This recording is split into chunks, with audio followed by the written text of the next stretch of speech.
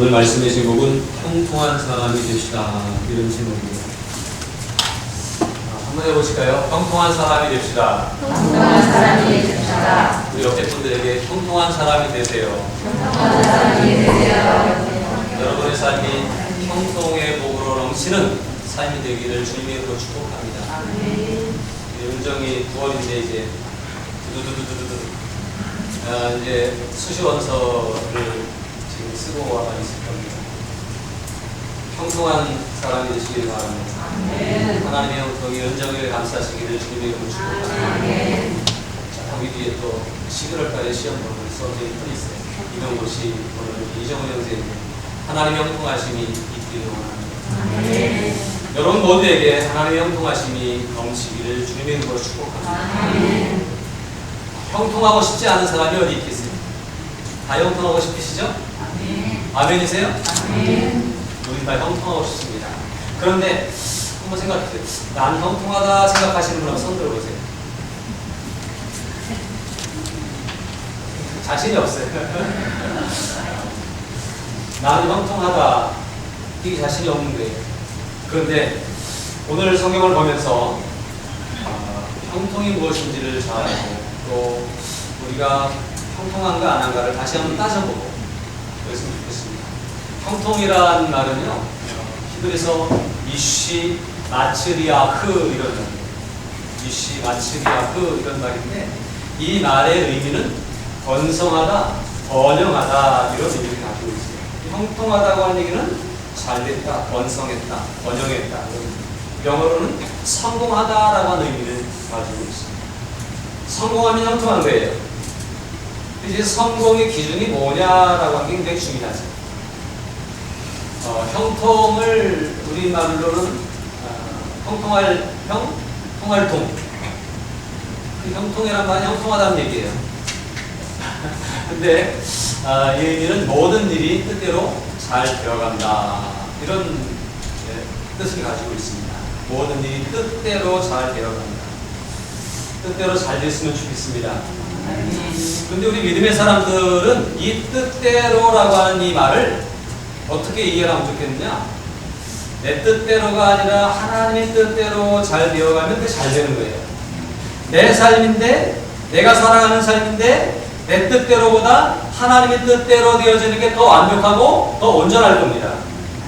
내가 생각하는 뜻은, 내가 계획하는 뜻은 늘 허점이 있고 약점이 있어요. 한계가 있어요. 그러나 우리를 향하신 하나님의 계획하시고 하나님의 뜻이 우리 가운데 있을 텐데 그 뜻대로 되어질 것으로 믿습니다. 그게 형통이라고 하는 거예요. 오늘 믿음의 사람들이 가지는 형통이라고 하는 말은 내 안에 하나님이 역사하셔서 하나님의 뜻대로 되어져 간다면 그것이 바로 하나님의 형통이 임하는 삶이 될 수 있는 것입니다. 그래서 오늘 이 말씀을 보면서 나도 형통한 사람이 돼야 되겠다. 또 그냥 어떻게 하다 보니까 형통해지는 게 아니라 형통을 이루는 사람이 될 수 있으면 좋겠다. 그런 생각을 합니다. 형통은요, 우리가 어떻게 믿느냐에 따라서 형통할 수도 있고 형통하지 못할 수도 있어요. 이게 오늘 우리가 읽은 창세기 39장 그리고 40장 이쪽에 있는 요셉에 대한 말씀 속에서 나오는 그러한 중요한 대목들입니다. 여러분, 형통은 그냥 떨어지는 게 아니라 형통은 이루어가는 거고 만들어가는 겁니다. 물론 하나님의 뜻을 내가 움직이고 내가 만들어가는 것은 아니지만 하나님이 정해놓으신 그 뜻으로 내가 의지적으로 믿음으로 들어가면 형통하는 거고요. 내가 한번 해보려고 하나님의 뜻 제쳐놓고 내 마음대로 살아가려고 하면 형통하기 어려운 거예요. 그래서 형통한 사람이 다 되기를 원하지만 형통하지 못한 이유는 어쩌면 하나님께 내가 맡기지 못했기 때문에 형통하지 않은 거예요. 하나님의 뜻대로 살다가 내 뜻대로 살다가 오른쪽으로 갔다가 왼쪽으로 갔다가 그런데 여러분 잘 보세요. 어떤 사람의 삶이 달치자를 그리면서 이렇게 가고 있어요. 그 사람은 형통하다고 그랬어요? 아니면 뜻을 정했고 똑바로 가는 사람은 형통하다고 그랬어요? 제가 말하기는 여러분 모두가 하나님 앞에 믿음의 뜻을 정하고 그 모든 마음으로 그 뜻을 향해서 쭉 앞으로 환경과 여건의 변화가 있을지라도 수없이 많은 바람이 몰아칠지라도 또 태풍이 엄청난 태풍이 올라온다는데 그럴지라도 꿋꿋하게 우리의 길을 지켜갈 수 있는 그러한 우리들이 될 수 있기를 바랍니다. 코로나라고 하는 어마어마한 바람이 한국교회를 휩쓸고 있고요. 한국교회가 예배를 드려야 될까 말아야 될까 어떻게 해야 될까 이래야 될까 저래야 될까 흔들리고 있는데 흔들릴 것이 아니라 하나님을 향해 우리의 뜻을 정했다고 한다면 꿋꿋하게 그 자리로 나아갈 수 있는 그런 우리들이 될 수 있기를 바랍니다. 다시 말씀드리지만 모여서 예배를 드리는 것도 진정한 예배가 될 수 있고 여기 모이지 못하지만 집에서 정말 하나님을 사모하며 드리는 예배도 진정한 예배가 될 수 있는 것입니다. 중요한 건 내가 마음을 어디에 두고 있느냐라고 하는 거죠. 그래서 흔들리지 않고 형통한 믿음의 삶을 살아가는 형통한 인생을 걸어가는 우리 모든 그리스도인들이 될 수 있기를 주님의 이름으로 축복합니다. 요셉의 이야기 가운데서 제가 한 3가지 정도로 요셉의 형통한 비법이 무엇일까? 요셉의 삶은 하나님이 형통했다라고 이렇게 얘기하고 있는데 요셉이 살아오면서 겪었던 3가지 사건이 있는데 그 사건을 3가지로 이렇게 분류를 하는데 그 속에서 하나님의 형통을 추구하는 하나님의 형통을 찾아내는 요셉의 지혜와 믿음을 엿볼 수가 있습니다. 그래서 이 3가지가 뭐냐면 첫 번째는 요셉이 팔려갔다라고 하는 사건이죠. 요셉은 원래는 그 아버지에게 가장 사랑받던 아들이었잖아요. 야곱이 12아들을 낳았는데 물론 요셉이 팔려갈 때 당시는 베냐민은 아직이에요. 그렇지만 그들 중에서 요셉이 가장 사랑을 받았고 특별히 채색 옷을 입힐 만큼 특별한 사랑을 받던 요셉이었는데 그 사랑받던 요셉이 어떻게 됐다는 거예요? 팔려갔다는 거예요. 오늘 우리가 읽은 39장 1절의 말씀 보니까 요셉이 이끌려 애굽에 내려가매 바로의 신이 대장 애굽 사람 보디발이 그를 그리로 데려간 이스마엘 사람의 손에서 요셉을 산이라. 여기 보니까 요셉이 이끌려서 애굽으로 갔어요. 이끌려 갔다고 하는 얘가 의지적으로 갔다고 하는 게 아니라 누군가가 잘 끌어갔다고 하는 얘기예요. 가장 사랑을 받던 아들이 누구에게 이끌려가 아니라 스스로의 삶을 자유를 누리며 살아갈 수 있었던 아들이 이끌려갔다라고 하는 얘기예요. 사람에게 끌려갔다고 하는 거 얼마나 불쌍한 천재. 저희 이끌려 속에 아마 이렇게 묶여져 가지고 끌려갔었을 겁니다. 그렇지 않겠어요? 노예니까 딱지를 딱 붙여가지고 돈 20짜리 값어치가 딱 붙어가지고 상표가 붙어가서 끌려갔을 거예요. 이런 처참한 상황에 이르기까지 요셉은 떨어졌습니다. 그리고 그는 노예시장에 가서 보디발, 애굽 바로왕의 친위대장이었던 보디발이 시장에 이렇게 갔는데 노예를 팔고 있어요. 그 중에서 골라서 괜찮으니까 요셉을 사갔어요. 팔려가는 처지가 되었어요. 인생이 끌려가는 처지, 팔려가는 처지로 전락되었다라고 하는 사실이에요. 이쯤 되면 요셉의 마음 가운데 어떤 생각이 들까요? 가장 사랑받던 아들이 가장 이렇게 귀여움받고 좋은 것을 다 누리던 이 요셉이 사람에게 끌려가는 처지가 되고 사람의 손에서 사고 팔리는 노예가 되었을 때에 당국이 가지게 되는 이 비애감, 이게 얼마나 클까요? 어쩌면 아예 태어날 때부터 노예로 태어나서 그렇게 하다가 이제 때가 되면 노예로 팔려가는 사람이라면 그 비애감이 좀 더 적을지도 몰라요. 그런데 정말 사랑받고 정말 애지중지했던 이 요셉이 오늘 이렇게 끌려가고 팔려갈 때에 요셉이 가지는 상실감은 어마어마했을 것입니다. 그러면서 아마 보통 사람 같으면 이를 갈고 그랬을 거예요. 왜 내가 팔려가야 돼? 내가 누군지 알아? 막 이랬을지 모르겠어요. 그러면서 자기를 팔아넘긴 형들에 대해서 불평하고 원망하고 투정을 부리면서 살았는지 모르겠습니다. 그러나 요셉은 이 어마어마한 사건 앞에서 불평했다고 한 얘기가 안 나오는가요? 의도적으로 뺐을까요? 의도적으로 뺐다 해도 불평해서 될 일이 아니기 때문에 뺐을 줄 압니다.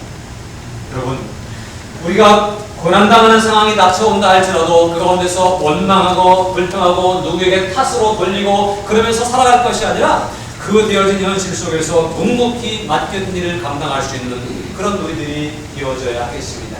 2절에서는 뭐라고 그럽니까? 여호와께서 요셉과 함께 하심으로 그가 형통한 자가 되어 그의 주인 애굽 사람의 집에 있으니. 애굽 사람의 집 보디발의 집에 있는데 뭐로 있는 거예요?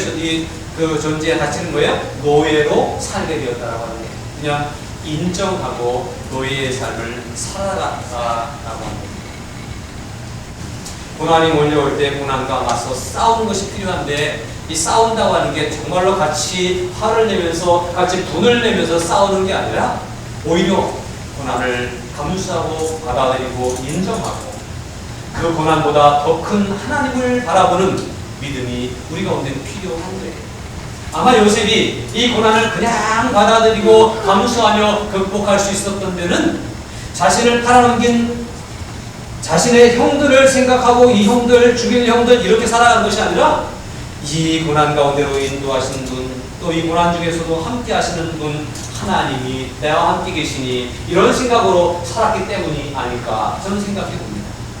여러분, 고난의 현장 가운데서 하나님이 함께 하신다는 사실을 믿으시기를 바랍니다. 아멘. 이사야 선지자는 우리에게 이렇게 말씀합니다. 이사야 41장 10절에서 두려워하지 말라. 내가 너와 함께함이라. 놀라지 말라. 나는 내 하나님이 됨이라. 내가 너를 굳세게 하리라. 참으로 너를 도와주리니 참으로 나의 의로운 오른손으로 너를 붙들리라. 하나님이 함께한다는 거예요. 하나님이 도와준다는 거예요. 하나님이 붙잡아준다는 거예요. 이 고난을 내가 어떻게 감당하지? 태풍이 막 몰려면 어떻게 하지? 그때 하나님이 우리를 붙잡아 주신다고 하는 사실을 믿고 믿음으로 하나님을 기대하는 그런 우리들이 되어야 할 것입니다. 43장에 가서도 이사야 43장 1절 2절에도 야곱아 너를 창조하신 여호와께서 지금 말씀하시느니라. 이스라엘아 너를 지으신 이가 말씀하시느니라. 너는 뭐하지 말아라? 두려워하지 말라. 이렇게 말씀하고 있습니다. 고난이 몰려옵니다. 그러나 고난을 두려워하고 걱정하고 얼굴에 사심이 가득해서 살아갈 것이 아니라 그 고난 앞에서도 고난을 바라보는 게 아니라 우리와 함께 계신 하나님을 바라보면서 내가 너와 함께하리라, 내가 너를 도우리라, 내가 너를 붙들어주리라고 하는 그 말씀을 의지하고 고난을 대할 수 있는 그런 우리가 되기를 바랍니다. 내가 너를 구속하였고 내가 너를 지명하여 불렀나니 너는 내 것이라.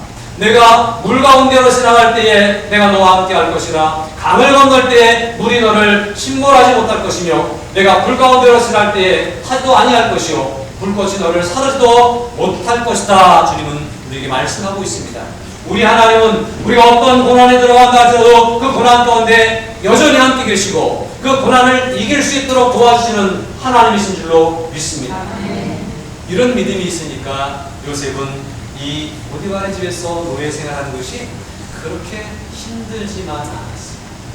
그래도 하나님이 나를 알아주시고 하나님이 너는 내 것이야. 내가 너와 함께 할게.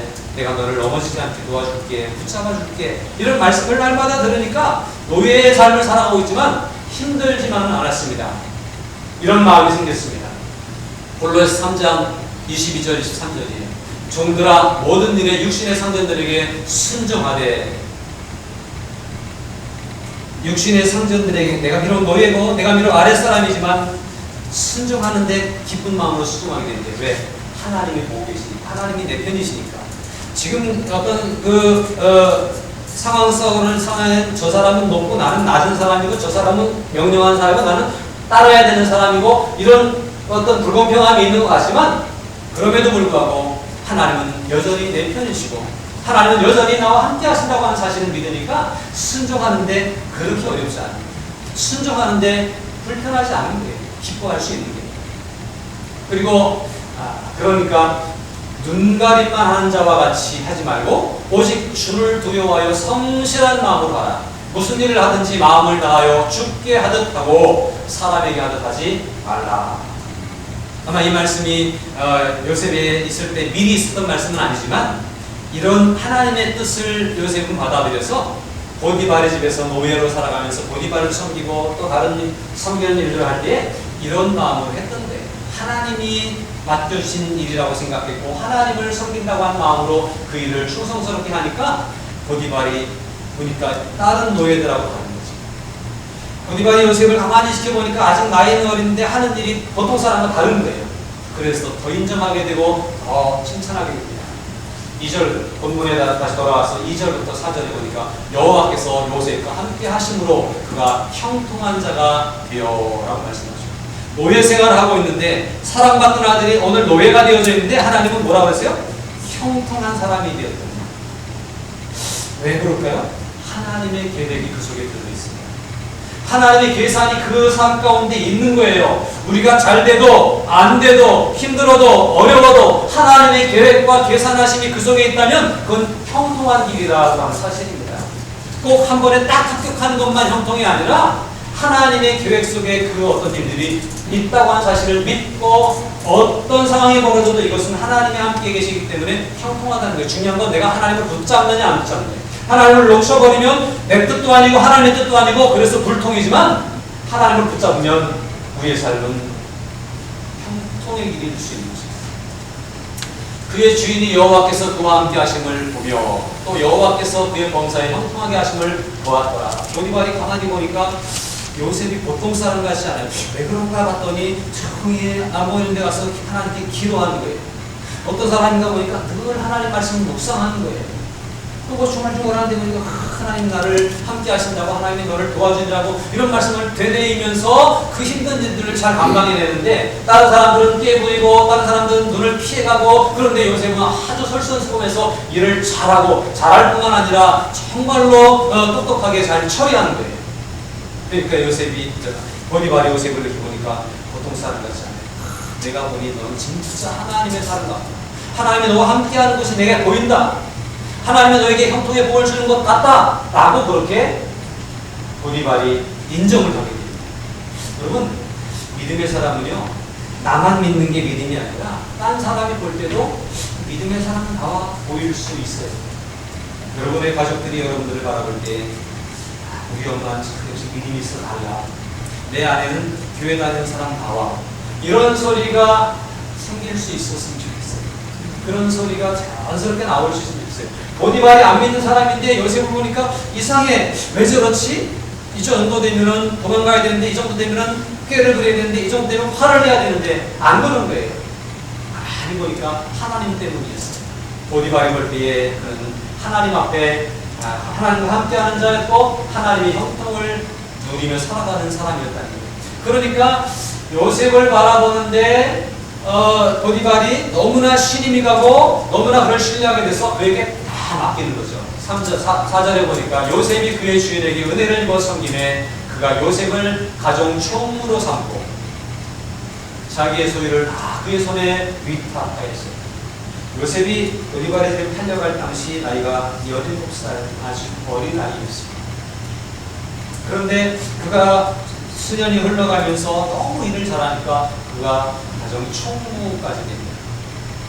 그리고 그 모든 집안의 일을 다 요셉에게 맡기는 거예요.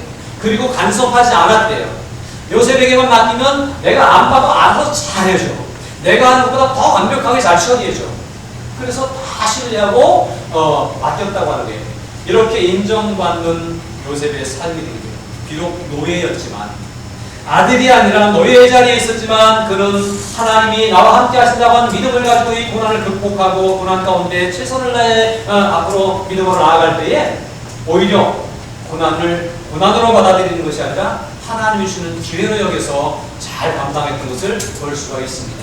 5절에 가서 보니까 그가 요셉에게 자기의 집과 그의 모든 소유물을 주관하게 한 때부터 여호와께서 요셉을 위하여 그 애굽 사람의 집에 복을 내리심으로 여호와의 복이 그의 집과 밭에 있는 모든 소유에 미친지라. 하나님 앞에 선 한 사람 때문에 그 한 사람이 복을 받는 것뿐만 아니라 그가 있는 그의 집에도 그가 섬기는 그의 직장에도 그가 함께하는 교회 공동체에도 하나님의 복이 넘쳐나게 된다고 하는 사실입니다. 바라기는 저의 삶 가운데 저 때문에 여러분이 늘 편안했으면 좋겠어요. 저에게 형통케 하신 하나님이 여러분에게도 형통케 하셨으면 좋겠어요. 나 때문에 형통하신 것 같으세요? 저 때문에? 바라기는 여러분 때문에 여러분의 집마다 여러분의 직장마다 여러분의 학교마다 하나님의 은총이 하나님의 형통의 복이 넘쳐날 수 있게 되기를 주님으로 축복합니다. 중요한 건 오늘 내가 형통한다라고 할 때 아까 내가 형통하다고 생각하는 분 할 때 이게 손이 잘 안 올라가는데 이 말씀 앞에서 앞으로는 손이 쑥 올라갈 수 있는 여러분들 될 수 있으면 좋겠습니다. 우리는 형통한 거예요. 왜? 내가 스스로 이루는 형통이 아니라 하나님이 나와 함께 하시면 형통할 수밖에 없기 때문에 그래요. 비록 아골골짝 같은 곳에 들어간다 할지라도 거기 하나님이 계시면 그 아골골짝이 변화될 거예요. 그래서 형통이 이루어지는 거예요. 예? 너무 좋은 환경이 막 주어져도 그것이 내가 하나님을 인정하지 못하면 내가 그것이 범죄하는 이유가 될 것입니다. 그러나 하나님과 함께 할 때 거기서 꽃을 피우게 될 것이고 아름다운 열매를 맺게 될 것입니다. 그러므로 형통의 복이 나에게도 임하고 주변에게도 임하는 그런 은혜가 있을 것입니다. 다음으로 요셉의 삶 가운데서 두 번째는요, 이렇게 성실하게 잘 섬겼고 열심히 일을 했는데도 불구하고 요셉에게 또 어려움이 닥쳐요.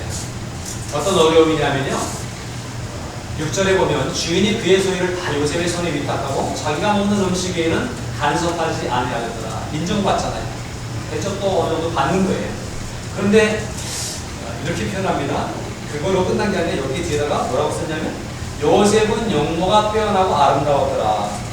왜 주인한테 인정받았다라고 한 얘기를 하면서 용모가 빼어나고 아름다웠더라라고 한 얘기를 썼을까? 이게 좋은 얘기죠.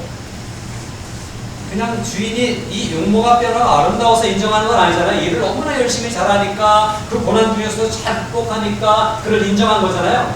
그런데 그 뒤에다가 용모가 빼어나고 아름다웠더라. 그러니까 일만 잘하는 게 아니라 잘생기기까지 한 거예요. 여러분들처럼. 근데요, 이 잘생겼다고 하는 게 또 문제가 될 줄 누가 알았습니까? 좀 못생겼으면 어쩌면 문제가 안 생겼을 수도 있어요.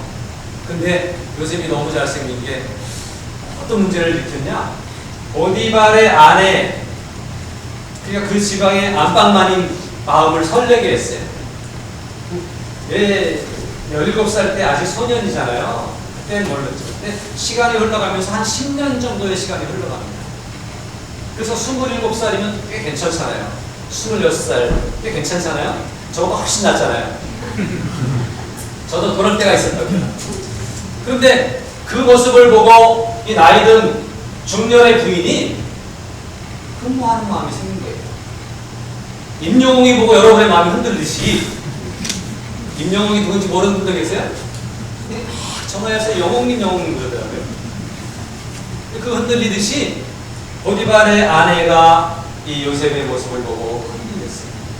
혼자 흔들리면 되는데 이 죄는요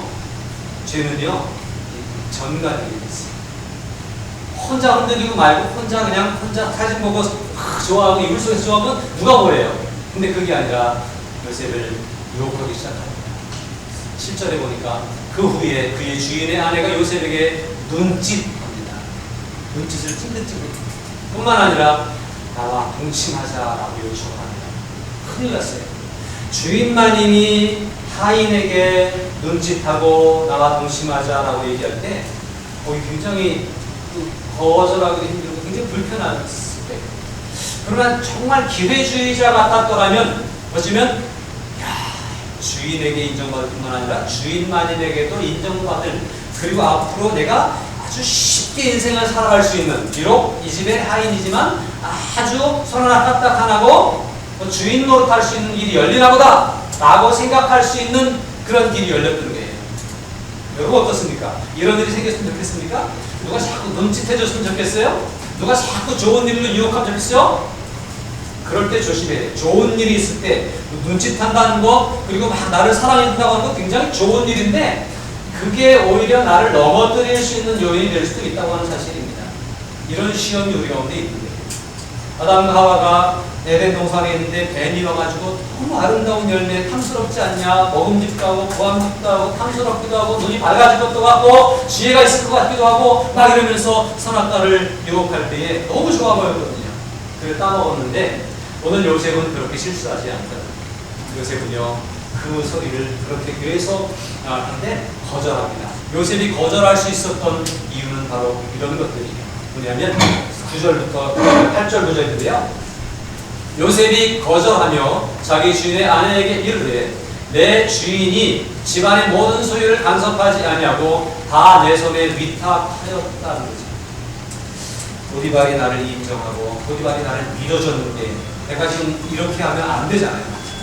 보디발은 요셉은 보디발과의 관계 속에서의 어떤 신임을 지켰고 보디발이 믿어주는 것에 대해서 그 마음을 지키는 인간과 인간과의 관계를 잘 신중하게 생각했습니다. 뿐만 아니라 이 집에는 나보다 큰 이가 없으며 주인이 아무것도 내게 금하지 아니하였을지라도 금한 것은 당신뿐이니 당신은 그의 아내이니라. 이 얘기는 무슨 얘기냐면 당신은 남편이 있는 사람 아닙니까? 당신이 이러면 안 되지 않습니까? 라고 하는 윤리적인 데 있어서 선을 분명히 긋는 모습을 볼 수가 있습니다. 오늘 우리가 인간관계 속에서 신임을 지키는 일, 신의를 이루는 일 참 중요합니다. 그럼 윤리적으로 살아가는 일도 대단히 중요합니다. 근데 더 중요한 것이 하나 있는데 뭐라 그랬냐면 그런즉 내가 어찌 이 큰 악을 행하여 하나님께 죄를 지으리까. 요셉은요 주인만 생각한 게 아니라 그 아내 보디발의 아내만 생각한 것이 아니라 보이지 않지만 지금도 여전히 함께 계시고 나를 지켜보고 계시는 하나님이 계시다고 하는 생각을 하니까 이 죄를 지을 수가 없었던 거예요. 오늘 저와 여러분들이 예배드리는 자리에 하나님이 지켜보고 계실 겁니다. 그러나 아무도 안 볼 때 캄캄한 길을 걸어갈 때에도 하나님은 우리를 지켜보고 계십니다. 그래서 아무도 안 보지만 나만 입 막으면 되지만 나만 눈 가리면 되지만 이렇게 생각하고 할 것이 아니라 하나님이 지켜보고 계시기 때문에 내가 신앙적 양심으로 살아가야 됩니다. 그래서 요셉은 거절의 의사를 분명히 밝혔습니다. 그러면 아내가 보디발의 아내가 그렇구나 보디발을 생각해서 내가 남의 아내 된 자로서 그리고 요셉이 하나님을 믿는 사람이기 때문에 내가 건드리면 안 되겠구나. 그리고 뒤로 빠질까요? 아까 말씀드린 것처럼 죄는 자꾸 전가되는 거예요. 하와가 선악과를 따먹고 아담에게 당신도 먹으라고 했던 것 같이 말이죠. 그래서 그 다음에 보니까 보디발의 아내가 요셉을 계속 신호를 보내는데 여인이 날마다 요셉에게 청하였으나 끈질긴 게 날마다 요셉에게 청하였으나 요셉이 듣지 아니하여 동침하지 아니할 뿐더러 함께 있지도 아니하니라. 요셉이 참 어떻게 부딪히면 자꾸 쳐다보는 짓 하는 거예요. 그러니까 어떻게 하는 게 상책이에요? 안 부딪히는 게 상책이에요. 정말 조심하는 게 상책이에요. 그러면서 조심해요. 그러면요 죄가 있는 곳에 가까이 가지 않으려고 노력하는 것이 참 중요합니다. 시편 1편에 보니까 복 있는 사람은 악인들의 길을 따르지 아니하며 죄인들의 길에 서지 아니하고 오만한 자들의 자리에 앉지 아니해야 된다는 얘기예요. 악인들이 있는 곳에 죄인들이 있는 곳에 오만한 자들이 있는 곳에 가서 섞여 있다 보면 내가 원래 그런 마음을 먹은 건 아니지만 자꾸 들어가게 되고 물들게 된다고 하는 얘기예요. 그래서 모양이라도 피할 수 있는 그런 우리들이 될 수 있어야 되겠습니다. 그럼에도 불구하고 보디발의 아내가 기회를 엿보다가 어떤 일이 생겼습니까? 그 집에 어떻게 일부러 안 만나고 싶었는데 피하려고 했는데 어떻게 딱 마주쳤어요. 쫓아왔는지는 몰라요. 근데 그 다음에 어떻게 해요? 눈짓만 하는 게 아니에요. 말만 하는 게 아니에요. 옷을 딱 붙잡고 찰거머리처럼 매달리는데 어떻게 할 수가 없었어요. 저희가 우리 가운데 찰거머리처럼 딱 붙을 때 어떻게 해야 될까요? 희생을 하더라도 내가 어떤 손해를 보더라도 확 벗어 제끼고 도망갈 수 있어야 돼요. 오늘 보니까 본문에 보니까 요셉이 그랬어요.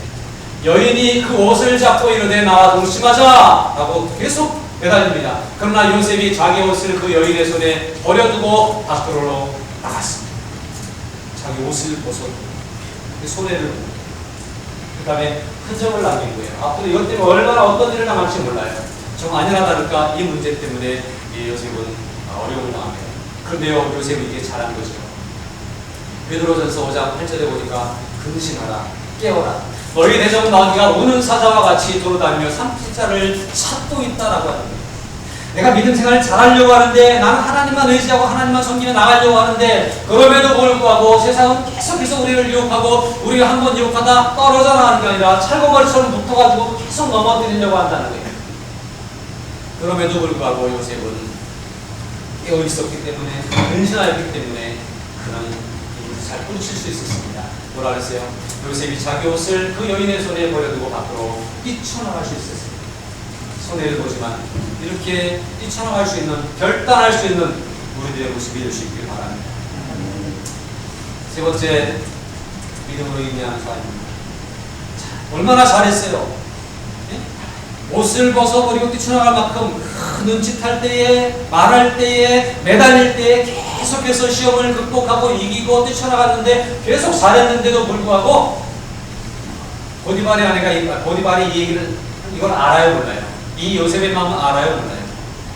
여전히 요셉은 성실하게 신의를 지키며 잘했는데도 불구하고 보디발은 요셉의 소리를 듣지 않고 보디발의 아내의 소리를 듣고 세상의 소리를 듣고 요셉을 붙잡아다가 감옥에다 집어넣었습니다. 이에 요셉의 주인이 그를 잡아 옥에 가두니 그 옥은 왕의 질서를 받은 곳이었더라. 요셉이 옥에 갇혔으니. 믿음을 지키려고 얼마나 노력했어요. 고난을 극복하려고 얼마나 노력했어요. 시험을 물리치기 위해서 얼마나 수고했어요. 그럼에도 불구하고 아랑곳하지 않고 그에게 다가온 것은 옥에 들어간 일이 있습니다. 무슨 얘기입니까? 어떤 억울함이 있어도 어떤 어려움이 있어도 그냥 쉽게 끝나지 않는다. 뭐가 필요한데요? 믿음의 인내가 필요하다는 사실입니다.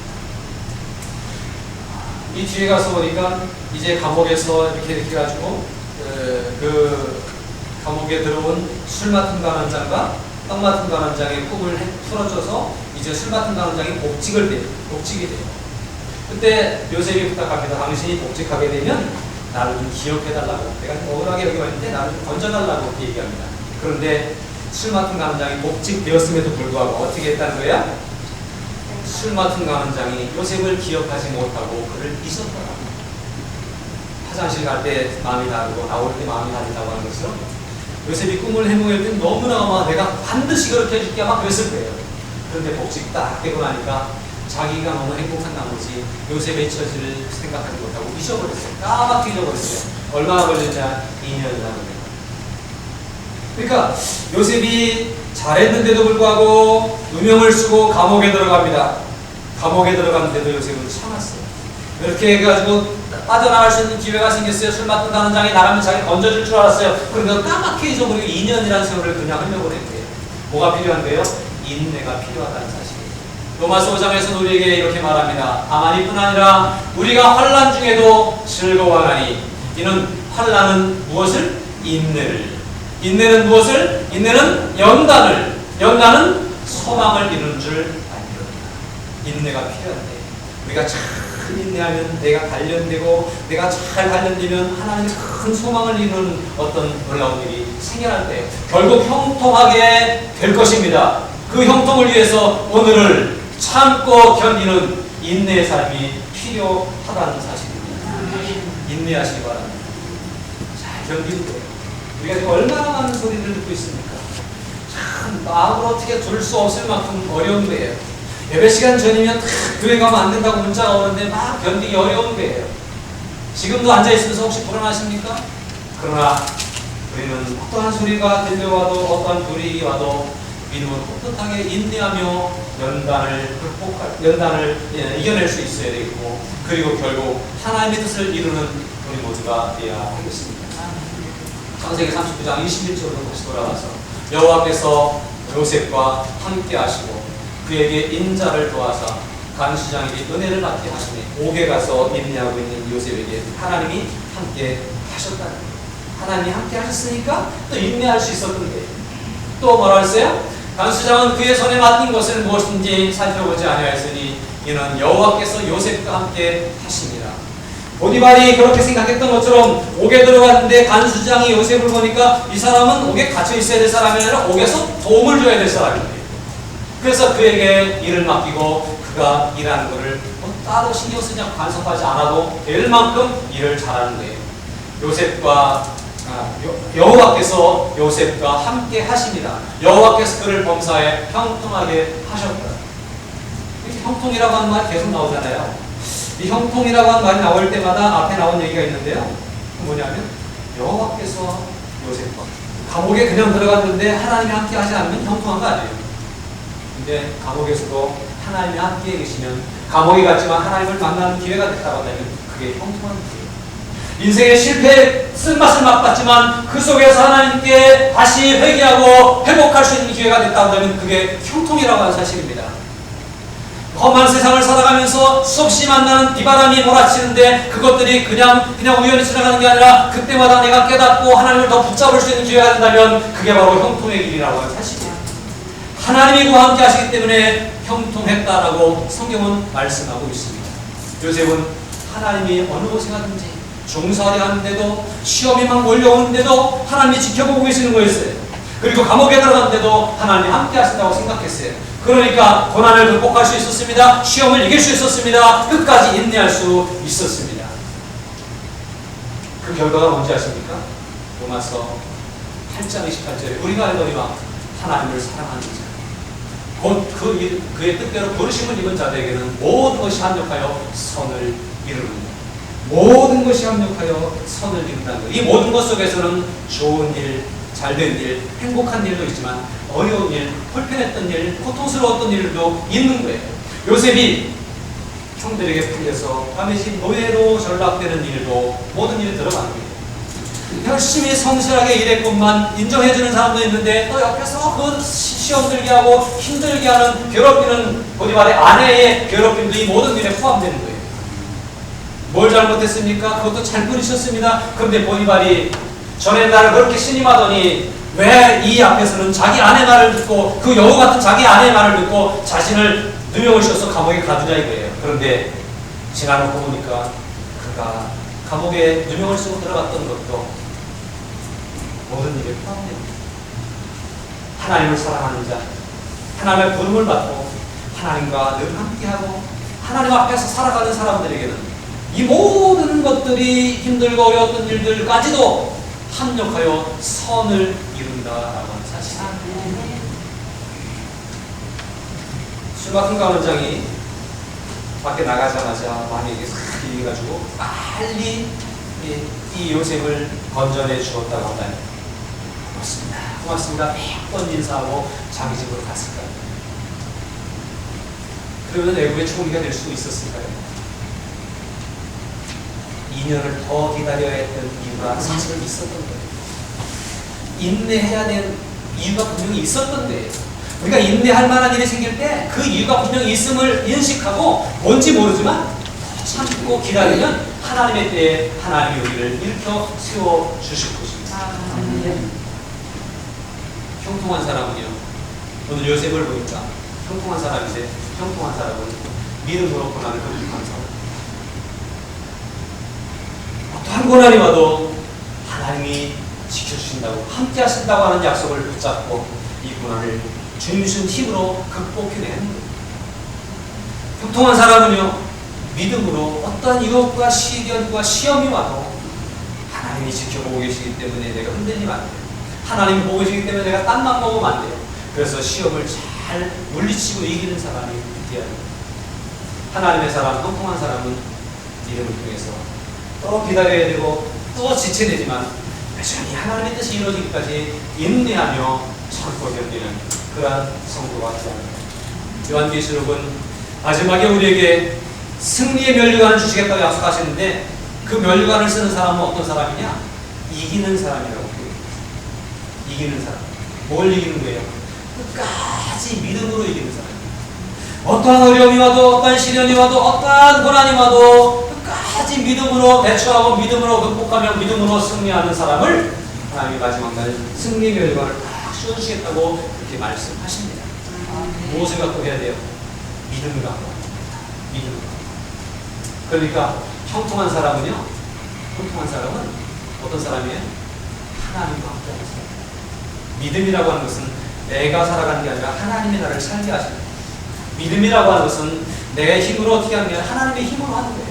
믿음이라고 하는 것은 내가 스스로 사는 게 아니라 하나님께 의지하는 거예요.